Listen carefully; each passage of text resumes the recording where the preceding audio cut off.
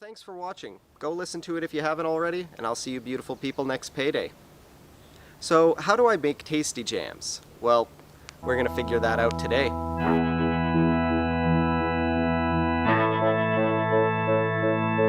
So the first thing I have to do is I gotta find an album to review. Usually Jeff, the guy who runs Cups and Cakes, he'll send it to me in a master list and I usually pick from there. It's the same list that I use for my quick picks column. But sometimes I'll get sent an album or I'll find an album that I just love so much that I gotta cover it. And in this case, that's what I'm doing with the new Blume release. You see, Blume was one of the first artists I ever covered for Cups and Cakes, and I've always really liked his work, and he's also from Edmonton, which is where I'm from. So first, before we get to writing, I gotta listen to the album, so I'll be right back. Oh yeah, okay, that was good. So now it's time to get to writing. So what do I use to write? Well, when I first started writing for Cups and Cakes, I was using a typewriter. This typewriter right here. Now, it wasn't because I couldn't afford a computer or anything like that. It was just much easier to write it out on a typewriter than to write it on a computer and take a picture with my phone, or God forbid using the phone to write it at all, because the phone I used at the time sucked. So I'd write it on a typewriter. After that, I moved to using this old laptop that my dad gave me, and then after that, I moved to this old MacBook. Sometimes I'd also write on this PC here that my roommate and I shared, but now I write on this thing. This is a computer that I built for myself. I kinda was trying to go for like an all-white aesthetic. It was not worth it, by the way. Don't get an all-white computer. So I mainly got this for editing, but of course I also use it for writing. I've got a little mechanical keyboard, so it sounds very satisfying, but it's very loud. The program I use to write is Microsoft Word 2007. I've always had the chance to upgrade, but I don't. I just love the way it looks. So now it's just a matter of writing the script, and usually I'll have the album playing in the background as I write, just to kind of give my brain a refresher. Well, I'm gonna get to it. Alright, so I'm done, and just a testament to my own laziness, it's been 4 days.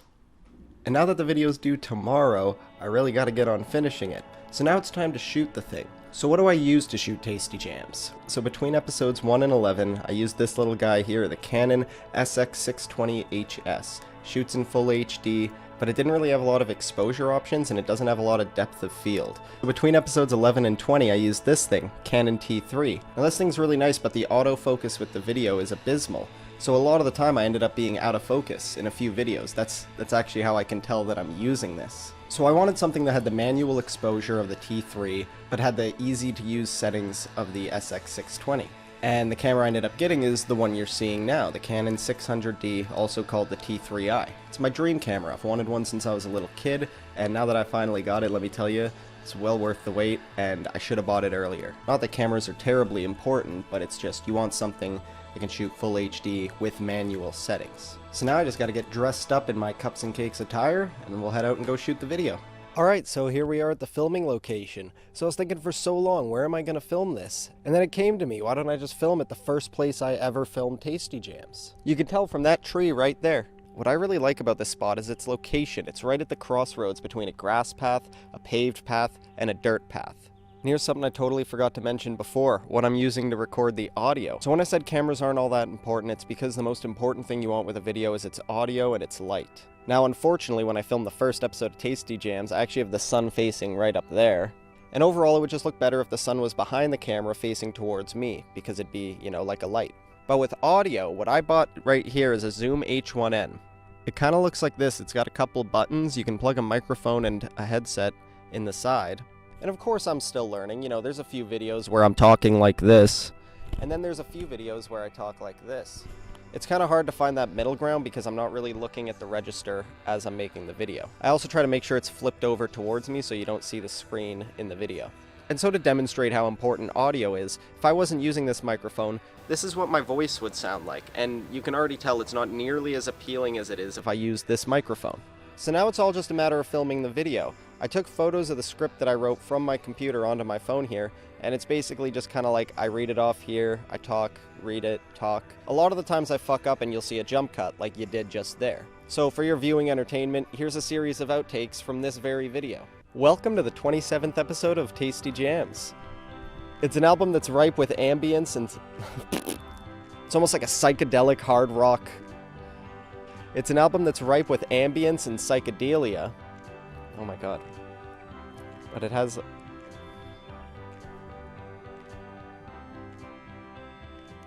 but with a budding structure. Alright, so we just finished filming the video. I wasn't actually able to check myself in this little viewfinder here, but I think I might have been out of focus in a few shots, but, you know, we'll fix it in post. Classic statement. Let's go edit. Alright, so we're back inside, and now it's just a matter of slapping this thing together.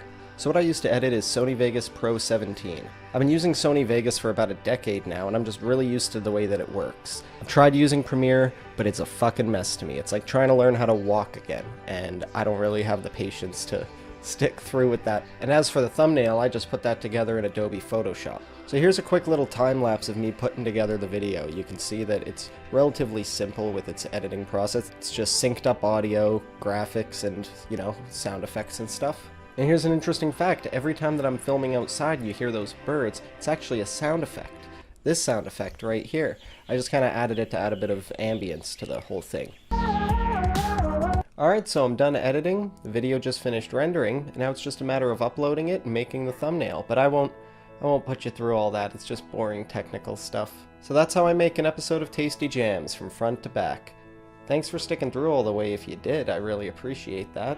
And before I go, I'd just like to say that it's been 1 year to the day that I started this series. And there's a few people that I'd like to thank for, you know, personally getting me this far. That'd be Jeff McCallum, he's the guy that founded Cups and Cakes. Everyone who works at Cups and Cakes, they're all great people and amazing writers. My roommate Justin Olson, who actually turned me on to Cups and Cakes in the first place. And of course to all of you who've been watching these videos and supporting the channel, I really appreciate it. So, you know, I don't want to get too gushy with you, so I'm gonna let you go for the day, but, you know, once again, thanks for watching.